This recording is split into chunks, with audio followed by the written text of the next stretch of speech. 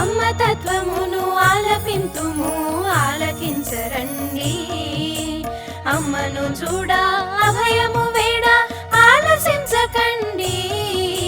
తక్కిన వెల్పుల తీరు వేరు మా తల్లి తీరు వేరు, మొక్కిన వారికి మొక్కని వారికి మోక్షమిచ్చి తీరు.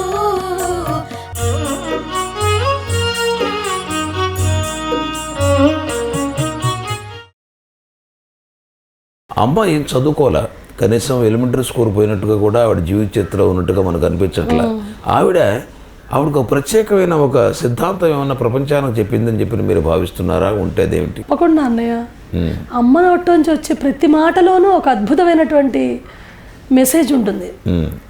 వాటిని క్యాచ్ చేయగల, పైగా విచిత్రం ఏంటంటే చాలా చాలా ఎంతోమంది మహానుభావులు ఉన్నారు.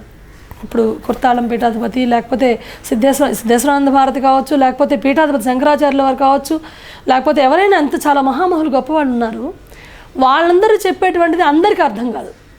కానీ అమ్మ మాటలు చాలా చిన్న చిన్న మాటలతో, సింపుల్, చాలా చిన్న చిన్న మాటలతో ప్రతి ఒక్కళ్ళకి అర్థమయ్యేటువంటి అద్భుతమైనటువంటి లోతుగా ఆలోచించగలిగితే, వాటిని అర్థం చేసుకుని ఆలోచించగలిగితే, అంటే డీప్గా కష్టమైనటువంటి కఠినమైనటువంటి మాటలు కాకుండా చాలా నార్మల్ చిన్న చిన్న మాటలతో వాటిని చక్కగా ప్రతి ఒక్కళ్ళకి అందుబాటులోకి వచ్చేట్టుగా, అందరికీ అర్థం అవ్వగలిగేట్టుగా అలా చేసినటువంటి ఒక అద్భుతమైనటువంటి విషయం ఉంది.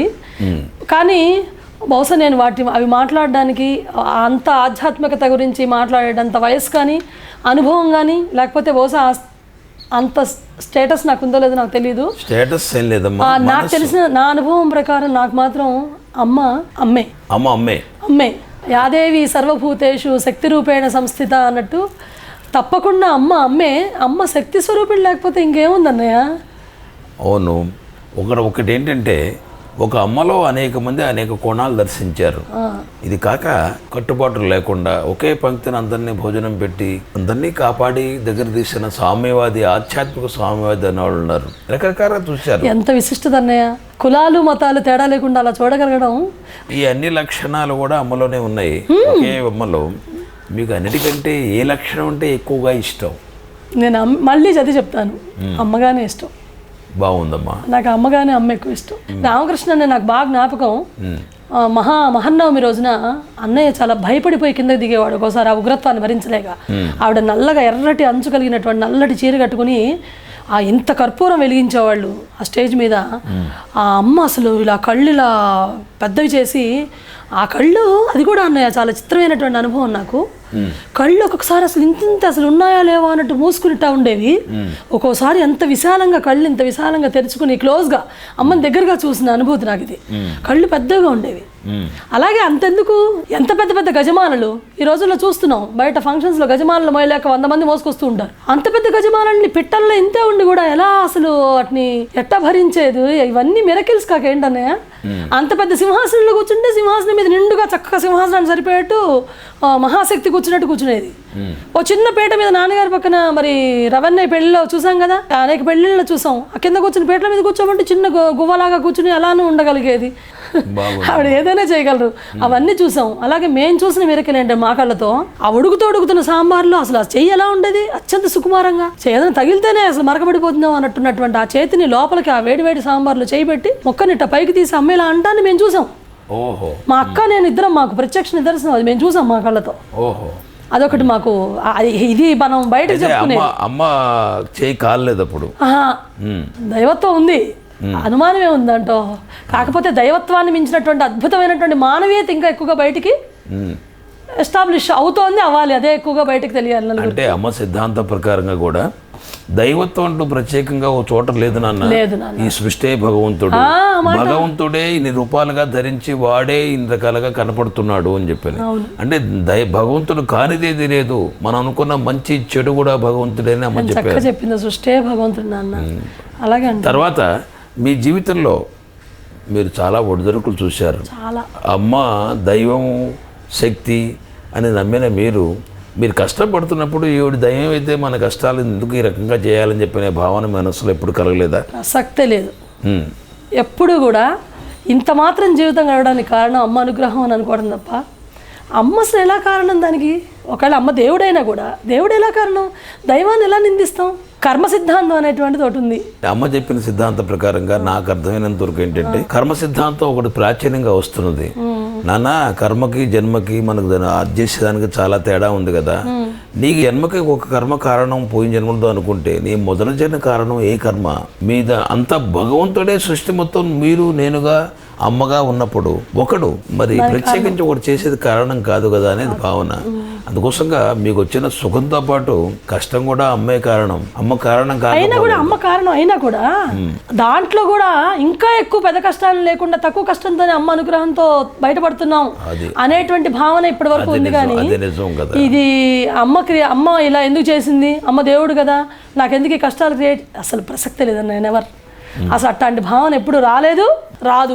బహుశా అది రాకపోవడానికి కారణం మా మెచ్యూరిటీ కన్నా కూడా మా కన్న తల్లి, మా జన్మనిచ్చిన తల్లి యొక్క సాంగత్యం. ఖచ్చితంగా ఆవిడ సాంగత్యం వల్లే మేము చేసుకున్న అదృష్టం, పూర్వజన్మ సుకృతం ఆవిడ కడుపున జన్మించడం, ఆవిడ కడుపున పుట్టడం అనేటువంటి ఒక మహద్భాగ్యం. తర్వాత ఆ తల్లి దగ్గర ఉండి అక్కడ సేవ చేసుకోవడం, విశ్వజనని దగ్గర ఉండడం, అది ఇంకా దాన్ని మించినటువంటి ఈవిడ కడుపున పుట్టడం వల్లే ఆ అదృష్టం లభించిందేమో అని కూడా అనుకుంటాం.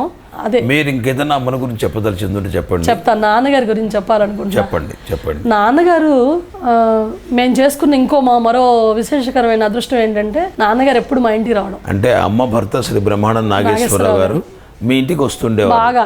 ఆయనకి సపరేట్గా మన ఇంట్లో ప్రత్యేకమైన మంచం, ఓ దిండు అవన్నీ ఉండేవి.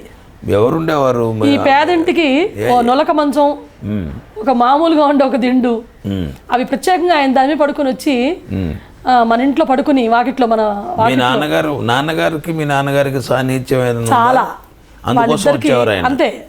ఆయనతో చాలా స్నేహం.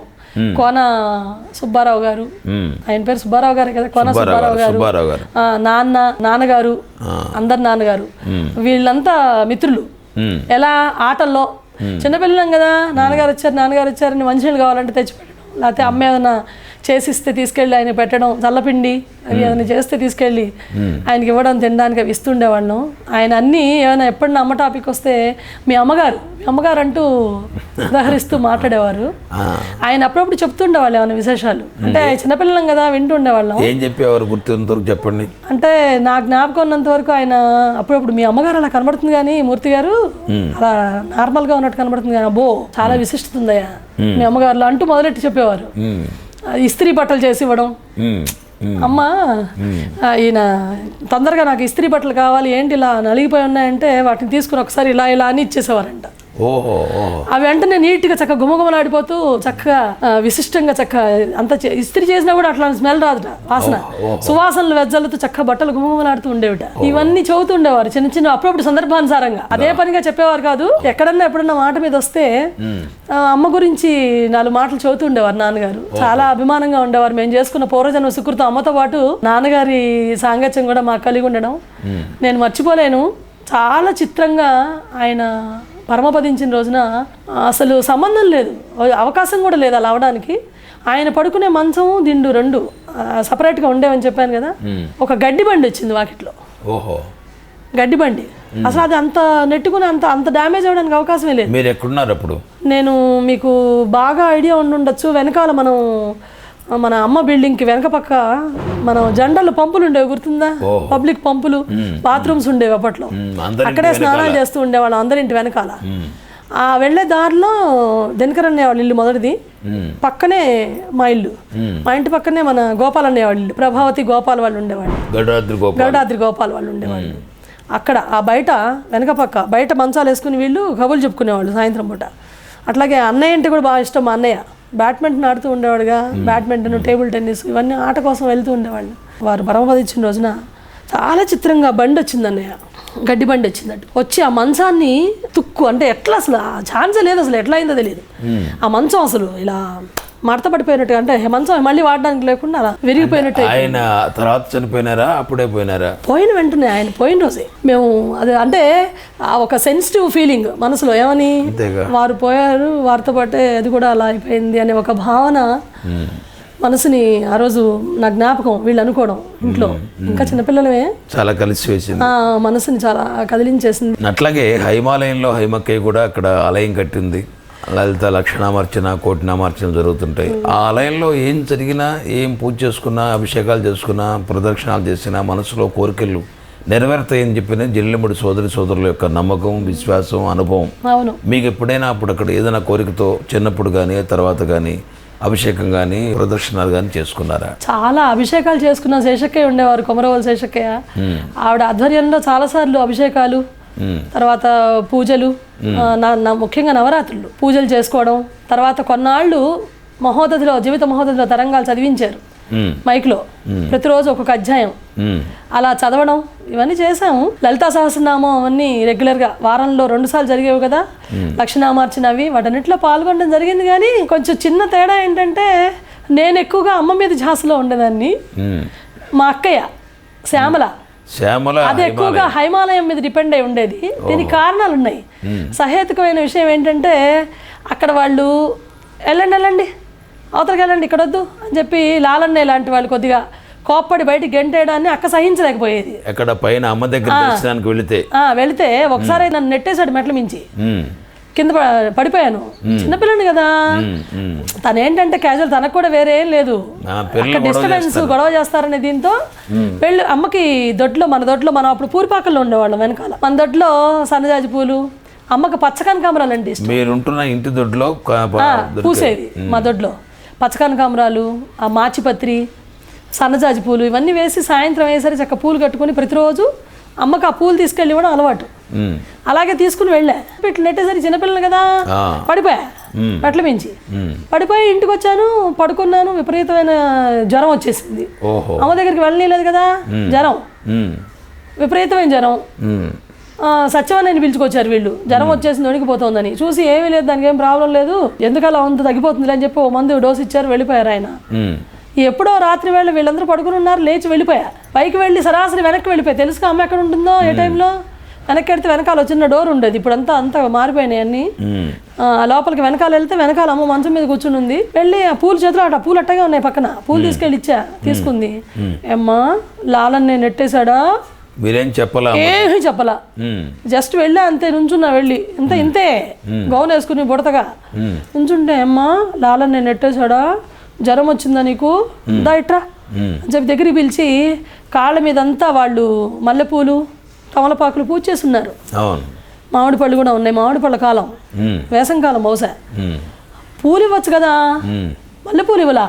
ఒడి పట్టమంది, గౌన్ పైకెత్తి పట్టుకున్నా. ఆ ఒడి నిండా ఇన్ని తమలపాకులు తీసి తమలపాకులు ఇచ్చి, ఈ తమలపాకులతో జడ ఇచ్చుకో, పూల జడ. ఎంత దాని వెనకాల ఎంత, మా అక్క చెబుతూ ఉంటుంది, ఎంత అద్భుతమైనటువంటి డెఫినేషన్ ఉందో దాని వెనకాల. ఈ తమలపాకులతో పూల జడ వేయించుకో అని చెప్పించి, ఎందుకురా దాన్ని ఏడిపిస్తారు, జ్వరం వచ్చేసింది చూడండి, నన్ను చూడకుండా నెట్టేసేపటికి, దాన్ని రానింట్రా అని చెప్పి పక్కన ఉన్నటువంటి రామకృష్ణ నీకు వాళ్ళందరికీ చెప్పి. మీకు చిన్నపిల్ల కదా, తోనపాకులు ఇచ్చిందేంటి అమ్మ, పూలు ఇవ్వలేదని అనుకున్నారు అప్పుడు? అసలు ముందు అసలు చూస్తే ఒళ్ళు మైమర్చిపోతుంటే, తమలపాకులా, పూలా, లేకపోతే ఇంకోట, అవన్నీ ఏం లేవు. అరటి పండ ఏమి లేదు, ఇంత పెద్ద మామిడి పండు తీసి ఇచ్చింది ఒకటి. ఆ మామిడి పండు మీద ఝాస లేదు, మామిడి పండు మీద ఝాస లేదు, ఆ పూల మీద ఝాస లేదు. అయినా అమ్మ ఇచ్చింది కాబట్టి పవిత్రం, పట్టుకున్నా. కానీ వాటి వేటి మీద లేదు. కాకు కూడా ఎటు కింద పడ్డానికి వీల్లేదు, పట్టుకున్నా గట్టిగా. పట్టుకున్నా. ఇక మహదానందం, జ్వరం ఎట్టిపోయిందో అసలు నేనేంటో తెలీదు. చిన్నపిల్లప్పటి నుంచి అన్నయ్య పిచ్చి, అమ్మంటే పిచ్చే అన్నయ్య, పిచ్చా భక్తి నువ్వేమన్నా అనుకో. సరే, ఇప్పుడు పైన అటు ఇటు వద్దు పొమ్మంటున్నారని చెప్పిన బాధతో మెక్కయ్య హైమాలయం దగ్గర హైమకైతే పూని తన కోరికలు నెరవేర్చుకునేది. మీరు అమ్మ దగ్గరికి ఎవరేమనుకున్నా సరే వెళ్ళాల్సిందే, నెట్టినా సరే కొట్టినా సరే అని చెప్పిన భావంతో వెళుతూ మీరు అమ్మ అంటే అనలేని భక్తి విశ్వాసాలు ఎక్కువ ఏర్పరచుకున్నారు హైమాలయం కంటే కూడా. ఈ కోరికలు అవన్నీ ఏం లేదని అమ్మ దగ్గరికి వెళ్ళడం, అమ్మ ప్రెజెన్స్ కావాలంతే. బాగుందమ్మా, ఇది కావాలంటే. తర్వాత మీరు అమ్మతో ఎప్పుడన్నా ఆడుకున్నారా? అమ్మతో ఆడుకోవడం అనేది ప్రత్యేకంగా ఒక్కసారి సముద్ర స్నానాలు. అక్కడ అందరూ సముద్ర స్నానాలు చేస్తుంటే అమ్మ నీళ్ళ తొట్టు ఉండేది వెనకాల, గుర్తుందా? అమ్మ స్నానాలు చేసే స్నానపు నీళ్ళ తొట్టే. అన్నయ్య నేను అమ్మకి స్నానం కూడా చేయించా. నేను చేసుకున్న మహద్భాగ్యాల్లో ఇది కూడా ఒకటి. ఓహో, ఎంత వయసు ఎంత ఉంటుంది అప్పుడు మీకు? నా వయసు అంతా నేను చిత్రంగా అంత చిన్న వయసులోనే ఎక్కువ అమ్మ దగ్గర ఉన్నానన్నయ్య. నా ఏజ్ అంతా ఎక్కువ చిన్నతనంలోనే ఎక్కువగా అమ్మతో గడిపే అదృష్టం కలిగింది. అవకాశం ఎట్లా ఇచ్చారు? ఎవరు ఇచ్చారు? ఖచ్చితంగా వసుంధరక్కయ్య, సుశీలక్కయ్య, ఆ తర్వాత శేషక్కయ్య, బ్రహ్మాండం శేషక్కయ్య, వాళ్ళందరికీ మరి అది కూడా అమ్మ అనుగ్రహమే. వీటన్నిటిని మించి అమ్మ ఇది లేకుండా లోపలికి ఎలా ఎంటర్ అవ్వగలుగుతాను? చాలాసార్లు బిందెలతో అమ్మకి నీళ్లు పోయడం అమ్మ దగ్గర, అది కూడా ఒకటి. వాళ్ళతో పాటు నేను కూడా చేశాను, అదృష్టవంతురాలు నా విషయంలో. తర్వాత 1-2 సార్లు వెనకాల జడ అల్లాను. అంటే పర్టికులర్గా దువ్వి వేయడం కాకుండా ఊడిపోయి వేయమంటే అమ్మ జడ అల్లాను. తర్వాత నాకు 2-3 సార్లు అమ్మ బులాకి దొరికింది, పడిపోయి దొరికినప్పుడల్లా తీసుకువెళ్ళి అమ్మకి ఇచ్చాను. ఇస్తే అక్కయ్యకి, అమ్మ వసుంధర అక్కయ్యకి ఇవ్వని, దాచిపెట్టమని ఇవ్వమంది ఇచ్చాను. తర్వాత సముద్ర స్నానాల రోజు ఒక రోజున ఆ తొట్టులో కూర్చుని ఏమి ఆడిందో మా అందరితో ఆటలు, జలకాలాట, అందరిని పిలిచి అల్లరి చేసి అందరిని ఎత్తి మీద నీళ్లు పోసి చిందిచ్చి మీద చాలా అల్లరి చేసింది అమ్మ ఆ రోజున. అదొకటి. తర్వాత కృష్ణాష్టమి రోజు కూడా అమ్మతో బాగా ఇంటిమసి ఉంది కొద్దిగా ఈ విషయంలో. అమ్మకి కృష్ణాష్టమి రోజు అమ్మని కృష్ణుడిగా అలంకరించి చుట్టుపక్కల చిన్నపిల్లలు, మగపిల్లలు, ఆడపిల్లలు గోపికలుగా వెన్న అమ్మకు పూస్తూ, అమ్మకు సమర్పిస్తూ, అమ్మ వీళ్ళ నోటికో పెడుతూ ఆడుకునే సన్నివేశాలు ఆ రోజుల్లో జరిగినాయి. అంతే, మీరు కూడా పాల్గొన్నారు. తర్వాత అమ్మ ఎప్పుడన్నా మీకు కోపగించుకోవడం చూసారా? అమ్మ ఎప్పుడు నా విషయంలో ఎప్పుడు అలా కోపం, మీ విషయంలో కాదు, ఎవరి విషయంలో అయినా అమ్మ కోపం చూసాను. మా అక్క పెళ్ళికి ఒక హేతువాది, అంటే మా అమ్మకి అన్నయ్య అవుతారు ఆయన వచ్చారు. ఆయన పెద్ద ఆంధ్ర యూనివర్సిటీలో చాలా పెద్ద ప్రొఫెసర్, ఆయన చాలా మంచి అద్భుతమైనటువంటి వాక్కు అన్ని కలవాడు. బట్ కానీ హేతువాది. నాకు ఇప్పుడు కూడా నా దగ్గర ఫోటో ఉంది అన్నయ్య, అక్క పెళ్లి టైంలో అమ్మ ఏదో పర్టికులర్గా ఎవరికో బొట్టు పెట్టబోతూ కూడా ఆయన వంక ఒక చూపు చూసింది, నేను మర్చిపోను జీవితంలో ఎప్పటికీ. ఆ చూపులో ఎంత పవర్ ఉందంటే, ఎంత అంటే కోపం కాదు, అది ఏదో ఒక అవ్యక్తమైనటువంటి భావన. ఆ చూపు ఎంత అవతల వ్యక్తిని బహుశా మొత్తం పైనుంచి కింద స్కాన్ చేస్తే ఎలా అయితే అయిపోతుందో, ఆ స్కాన్ చేసేటువంటి చూపుని అమ్మ ఎలా చూసింది. ఆ ఫోటో ఉంది, లక్కీగా ఆ ఫోటో ఉందన్నయ్య, ఆ ఫోటో ఉంది అమ్మ చూపు ఎలా ఉందో విశిష్టంగా ఫోటో ఉంది. అమ్మ నన్ను 1-2 సార్లు మందలించేప్పుడు కూడా అమ్మ కోపం లేదు, కేవలం పాపం అమాయకత్వం, దీనికి తెలియదు అంటే ఇంట్లో విషయాలు ఏం చెప్పకూడదు నాన్న, అందరూ చెప్పబోకు, ఇలాగనేది. ఎవరితో చెప్పబోకు నాన్న, నాకు చెబితే చెప్పావు, నాకు చెప్తే చెప్పావు కానీ ఎవరికి చెప్పబోకు అనేది. తప్ప అమ్మని ఎప్పుడు కోపంగా చూడలేదు. బహుశా అలా చూడకుండా ఉండడమే. అమ్మని ఎప్పుడు దండం పెట్టుకుంటా, నేను కనబడకుండా విధంగా కనబడకమ్మా, పెట్టుకోలేనేమో. అమ్మ దుఃఖించడం ఎప్పుడు చూసా. అమ్మ సిరిగిరి సుబ్బారావు అన్నయ్య కరావలంబ స్తోత్రం పాడేప్పుడు అంటే అది ఏడవటమా లేకపోతే ఆర్తితోతన పాడటం, అంటే అలా స్పందించడం అనుకోవచ్చా? స్పందించడం కన్నా కూడా దాంట్లో బాధ ఎక్కువ కనబడేదేమో అనుకుంటా. ఆయన మీద బహుశా వాత్సల్యము, అంటే తనే అన్నిటికీ కారణమైనా, అతను అందుడవడానికి కారణం కూడా తనే అయినా, అలా అయినా కూడా తనకి మనసు అనేది, అంటే తల్లిగా ఆమె స్పందించి ఆమె కళ్ళ నుంచి నీళ్ళు రావడం చూశాను. అట్లాగే మా అమ్మ 1-2 సార్లు మా అమ్మ పాట పాడినప్పుడు కూడా నేను ఆవిడ కళ్ళలో నీళ్లు చూశాను. అమ్మ పాడిన పాటలప్పుడు కూడా మేమేం పాట పాడారు గుర్తుంటే ఆ పాట పాడి వినిపించండి. మీరు పాడతారు కదా? పాడలేనేమో. ఉపకార గుణాలేవై ఉన్నావు కదే మాత అని ఓ పాట ఉంది. దాంట్లో ఏనాడో ఎచ్చటనో ఈనాటక పరిసమాప్తి, జ్ఞానమొసగి దారి చూపి దీనుల మమ్ము దీవింపగా అని ఒక 2 లైన్లు వస్తాయి. అవునవును. అమ్మ కళ్ళల్లో ఆ టైంలో కూడా నేను నీళ్లు చూశాను. తర్వాత రాధాకృష్ణారెడ్డి రాధన్నయ్య అమ్మ నామాలు చెప్తుండేవాడు. బాహురక్షణి అనసూయామాతకు, నయనరక్షణి అనసూయామాతకు, అవన్నీ అంటూ చివరికి ఫైనల్గా మొత్తం శరీరం అంతటిని చూపించి సర్వాంగ రక్షణి అనసూయామాతకు అని చెబుతుండేవాడు ఒళ్ళు తెలియకుండా. ఆ ఎగురుతూ నిలబడి ఎంత అద్భుతంగా ఉండేదంటే ఆయన చెప్పేవాడు. అది నటనతోనో లేకపోతే చెప్దామని మెకానికల్గా చెప్తేనో రాదు.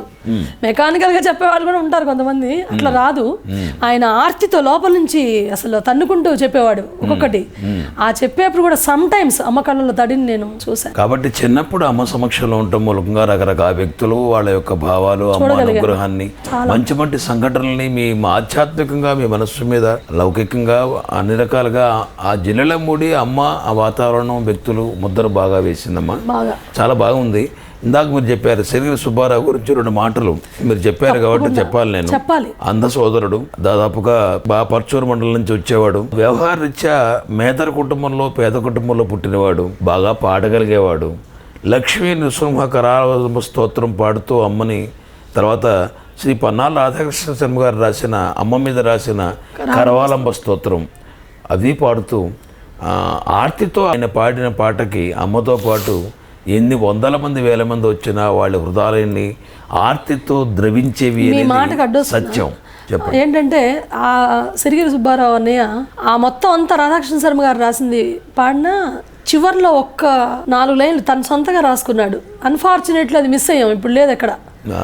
మామూలుగా ఏంటంటే గుర్తున్నంత వరకు 2 కన్నులవి నాస్తి, నిండు గుండెల మీద కండనాస్తి అంటూ కొన్ని పుట్టందుండనైతే అంటూ తన అంధత్వాన్ని గురించి రాసుకున్న పాటలు. తర్వాత రాధాకృష్ణ రెడ్డి గారు అంటే రాధన్నయ్య అన్న, రాధాకృష్ణ రెడ్డి అన్న, ఆయన అంధుడే. అమ్మ నామంతో ధరించి జీవితాన్ని ధన్యం చేసుకున్న ధన్యజీవి. వారిద్దరి గురించి ప్రతి సోదరు చెప్పింది. అమ్మ చాలా సంతోషం. ఇంకా మీరు ఏదైనా మాట్లాడదలిచినవి ఏదైనా ఉంటే.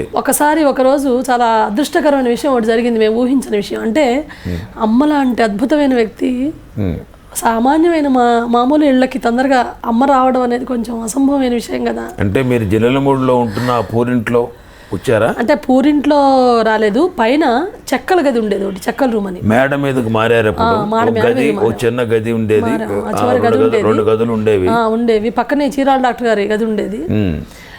ఆ గదిలో ఉండగా అమ్మ ఒకరోజు చాలా విచిత్రంగా, అసలు ఊహించరా, అమ్మ స్టవ్ బాగు చేస్తుంది. మా అమ్మ కూర్చుని స్టవ్, ఏది కిరోసిన్ స్టవ్. ఆ రోజుల్లో ఇంత ఇది కూడా లేదు, టెక్నాలజీ మోడర్న్ ఏం లేదు. నేనేమో పడుకున్నా కింద నేల మీద దొల్లుతూ. వచ్చింది, చిన్నపిల్లలమే, అనుకోకుండా వచ్చేసింది ఇంటి ఒక సరాసరి. అదేదో ఉంది కదా, ముందు తెలిసేనా ప్రభు అని, మందిరమిటిలుంచేనా మందమతిని నీవు వచ్చు మధురక్షణం ఏదో అని కృష్ణశాస్త్రి గారు రచించినట్టు. అసలు ఊహించలేదు. అవి వచ్చింది. అసలు అందరూ వస్తారుగా, పక్కన ఉంటారుగా, పక్కన వీళ్ళందరూ వచ్చారు. రమణమూర్తి అన్నయ్య వాళ్ళు వీళ్ళు ఎవరో పక్కన వచ్చేవాళ్ళు ఉంటారుగా నడుచుకుంటూ, వాళ్ళంతా ఉన్నారు. అసలు మేము తేరుకుని అమ్మ వచ్చిందని ఊహించే లోపలే మళ్ళీ వెళ్ళిపోయింది బయటికి. ఎందుకు వచ్చిందో తెలియదు, ఎందుకు వెళ్ళిందని అసలు మాట లేదు, ఏం లేదు. లోపలికి వచ్చింది. నేను గబుక్కుని పడుకుందాను, స్ప్రింగర్లో పైకి లేచాను. మా అమ్మ స్టవ్ బాగు చేస్తుంది. ఆవిడ గబుక్కుని లేచి చెయ్యంతా మసి కూడా తుడుస్తోంది పాపం స్టవ్ అంతా. ఆవిడ లేచి నిలబడింది. అమ్మ లోపలే లేచి మళ్ళీ వెంటనే అలా లోపల అడుగు పెట్టింది, వెళ్ళిపోయింది బయటికి. చూసి వెళ్ళిపోయింది. వినండి, వెళ్ళిపోయింది. సరే, మళ్ళీ మేము ఇంకా షాక్లోంచి పూర్తి కోలుకోలేదు, ఇంకా మాట్లాడుకోలేదు. మళ్ళా వచ్చింది 2వ రౌండ్. ఒక కుర్చీ ఇవ్వడానికి కానీ దేనికైనా అసలు ఉంటుందని తెలియదు కదా, వస్తోందని. షాకింగ్ కదా, అసలు ఊహించని విషయం. మళ్ళా వచ్చింది 2వసారి. మళ్ళా అగైన్ షాక్. అమ్మ నేను మేమే ఉన్నాం ఇంట్లో, నేను మా అమ్మ, అక్క కూడా ఉందో లేదో గుర్తులేదు నాకు. మళ్ళా వచ్చింది. అది చూసి అమ్మ అని చూసే లోపల మళ్ళీ వెళ్ళిపోయింది. అదొకటి చాలా చిత్రమైనటువంటి ఎక్స్పీరియన్స్, అలా రావడం వెళ్ళడం. తర్వాత నాకు ఇంకోటి గుర్తు, ఈ చెక్కల గదిలో ఉన్నప్పుడు ఇంట్లో వంట ఉండేది అప్పట్లో. అమ్మ నాతో కామెంట్ చేసేది, ఆ మూర్తి గారి భార్య మంచి తిరగమూతలు పెడుతున్నట్టుంది, గుమగుమలు వస్తున్నాయి పైకి. అంటే మీరు ఆ రోజుల్లో ఉండే అన్నపూర్ణాలయం చివరిలో ఆ పడమర వైపుకున్న ఆ గదిలో ఆ 3వ అంతస్తులో నా అమ్మ, ఆ వాత్సల్యాలయంలో ఉండే అమ్మకి ఈ అంతస్తు నుంచి ఆ అంతస్తు దాకా మీ ఇంట్లో వండుకుని చేస్తే ఆ వాసనలు వస్తే మూర్తి గారి పెళ్ళ మంచి తిరగమూత పెడుతుంది, ఎంత మంచి సువాసనలు వస్తున్నాయి, అసలు ఆ విధానం వేరే, ఎంత చక్కటి వాసన వస్తుంది చూడు అని కామెంట్ చేస్తూ ఉండేది. అదొకటి చాలా అదృష్టకరమైన విషయం, అమ్మ చేత అలా అనిపించుకోగలగడం. అమ్మకి చాలా కాంప్లిమెంట్స్ ఉన్నాయి మా అమ్మకి, కాకపోతే ఆవిడతో ఎప్పుడు మాట్లాడలా. చిత్రం అది, నేను విన్నాను, నాకు తెలుసు.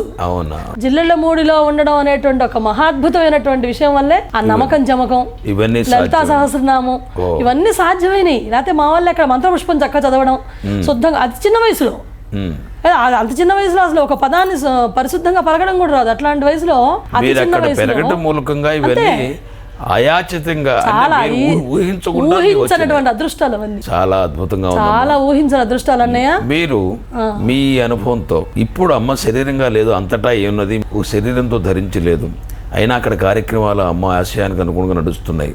అమ్మను జిల్లెలమూడిలో ఆలయ ప్రతిష్ఠ అయిన జిల్లెలమూడిలో అమ్మను చూద్దాం అనుకునే వారికి మీ అనుభవంతో మీరు ఇచ్చే సలహా, సూచన, సందేశం 2 నిమిషాలు చెప్పండి. తప్పకుండా అమ్మని వెళ్ళి జిల్లెలమూడి వెళ్ళి దర్శనం చేసుకుని రావాలి. ఎందుకంటారేమో మానసికమైనటువంటి ప్రశాంతత. భగవంతుడు సర్వవ్యాపి అయినా మనం ప్రత్యేకంగా ఒక ప్రశాంతమైనటువంటి ఒక ప్రదేశం, అలాగే చుట్టుపక్కల ఎక్కడ కూడా రణగణ ధ్వనులు, గొడవలు ఇవన్నీ లేకుండా ప్రశాంతమైనటువంటి వాతావరణాన్ని, దేవాలయం అనేటువంటి దాంతో ఎలా అయితే మనం నిర్మించుకుని ఒక దైవాన్ని ఒక విగ్రహంగా ప్రతిష్ఠ చేసుకుని దానికి ఆవాహన చేసుకుని ఎలా అయితే చూస్తున్నామో, అలాగే ఈ జిల్లెలమూడిలో కూడా అక్కడికి వెళ్ళి అమ్మ నివసించిన, అమ్మ నడయాడిన ప్రదేశాన్ని, ఆ వాతావరణాన్ని అన్నిటినీ చూసి అమ్మ దర్శనం చేసుకుని, అలాగే హైమక్కయ్య ఏది కోరుకుంటే దాన్ని ఇచ్చేటువంటి ఎలవేలుపుగా స్థిరపడిపోయినటువంటి కల్పతరువు అయినటువంటి హైమక్కయ్యని దర్శనం చేసుకుని ఆ ప్రశాంతమైన వాతావరణాన్ని, దీన్ని అనుభవిస్తే వచ్చేటువంటి ఆనందం మనం ఇతరులు చెప్తే కలగదు. తప్పకుండా ప్రతి ఒక్కళ్ళు వెళ్ళి చూసి ఆ దర్శిస్తే వాళ్ళకి సొంత అనుభవం వాళ్ళకి ఏం కలుగుతుందో వాళ్ళకి అర్థమవుతుంది తప్ప మనం చెప్తే అర్థమయ్యేది కాదు. అమ్మ అనురాగంతో, అమ్మ ఆశీస్సులతో మీ జీవితం, చిన్నప్పుడు జీవితం అంతా అమ్మ సమక్షంలో, అమ్మ ప్రేమానురాగాలతో గడిచిందమ్మా. మీ అక్కయ్య, మీ అమ్మగారు కూడా సంధ్యావంద సుప్రభాత కార్యక్రమాల్లో మీరు పాల్గొన్నారు. అనేక పాటలు వాళ్ళు పాడుతుండేవారు, మీరు చిన్నప్పుడు పాడి ఉండొచ్చు. అమ్మని గురించిన ఒక పాటను పాడి మా కోసంగా వినిపించండి. తప్పకుండానే. తక్కిన వేల్పుల తీరు వేరు, మా తల్లి తీరు వేరు. తక్కిన వేల్పుల తీరు వేరు, మా తల్లి తీరు వేరు. మ్రొక్కిన వారికి మ్రొక్కని వారికి మోక్షమిచ్చి తీరు. తక్కిన వేల్పుల తీరు వేరు, మా తల్లి తీరు వేరు. దుష్టులు భ్రష్టులు అమ్మ దృష్టిలో శిష్టులే అంటుంది. దుష్టులు భ్రష్టులు అమ్మ దృష్టిలో శిష్టులే అంటుంది. సృష్టి తనది సమదృష్టి మేలని స్పష్టపరచనమ్మా. తక్కిన వేల్పుల తీరు వేరు, మా తల్లి తీరు వేరు. పాపులు పతితులు అమ్మ దృష్టిలో పాపలే అంటుంది. పాపులు పతితులు అమ్మ దృష్టిలో పాపులే అంటుంది. పాపులైన పసి పాపలైన తన పావులే అంటుంది. తక్కిన వేల్పుల తీరు వేరు, మా తల్లి తీరు వేరు. మ్రొక్కిన వారికి మ్రొక్కని వారికి మోక్షమిచ్చి తీరు. తక్కిన వేల్పుల తీరు వేరు, మా తల్లి తీరు వేరు. చాలా బాగుందమ్మా, చక్కగా పాడారు. తర్వాత నాకు చాలా ఇష్టమైంది ఇంకొక చరణం ఒకటి ఉంది ఓ పాటలో. బహుగుడులను సందర్శించి తిని, ప్రతి గుడిలో నిన్ను దర్శించి తిని. బహుగుడులను సందర్శించి తిని, ప్రతి గుడిలో నిన్ను దర్శించి తిని. నీ ఆకృతులను లెక్కగడి తిని, నా ఈ కృతులను మొదలు పెడితిని. అమ్మా నే నిన్ను వీడా, నీ వాడా నే అన్యుల వేడా. అమ్మా నే నిన్ను వీడా. నాకు చాలా ఇష్టమైన చరణం అన్నయ్య. బాగుందమ్మా, చక్కగా పాడారు. జగజ్జనని సన్నిధిలో మీ జీవితాన్ని, ముఖ్యంగా బాల్య జీవితాన్ని గడిపి అమ్మ అనురాగాన్ని, ఆశీస్సులని పుష్కలంగా పొంది ఆ అనుభూతులని శ్రమ కూర్చి మాతో ఎంతసేపు పంచుకున్నందుకు ధన్యవాదాలు శారద గారు. అమ్మ ఆశీస్సులు, అనుగ్రహం సదా మీపైన, మీ కుటుంబ సభ్యులపైన, ఈ సృష్టిపైన వర్షించగలందులకై జగజ్జననైన అనసూయమ్మను సదా ప్రార్థిస్తూ నమస్తే, సెలవు. మరొకరి అనుభవాలతో మళ్ళీ కలుసుకుందాం. జై హో మాత. మీ రావురి ప్రసాద్.